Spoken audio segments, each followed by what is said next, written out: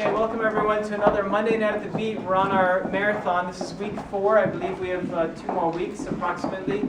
And this is a shout out to Morro Bay and SLO. We were just there, and this class was very inspired by the work we did this weekend. And what is the idea? If we had to make 2 choices for this class, what were those 2 choices?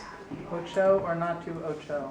Good, yes. To Ocho or to make a side step, specifically in a turn to the right or to the left.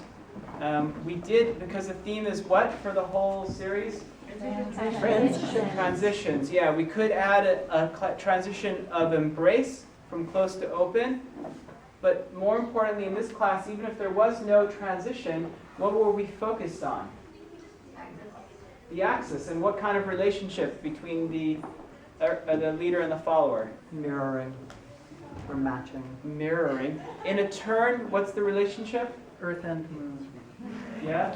Okay. Let someone else answer. That's good. Earth You know all the questions. Yeah. Earth and moon. If no one answers, you can say something. And so what does that mean when you have the leader being the earth, the follower being the moon? In a turn? Follower goes around the earth. Okay, so we're focused on the leader's axis, right? And the leader needs to be clear. You are coming around my axis. I'm pulling you. Followers are holding on and letting them pull. So what does that mean with your steps? Who are you talking to? The followers? The followers, yeah. Why don't you go ahead and take over for the followers' steps? Followers. So if we are doing the hero around the leaders, but before that, when we are holding on to our leaders, which arm are we holding on with? Both arms. Yeah. So when we are following the hero, we are focused on whose axis followers? The leader. We're walking around them.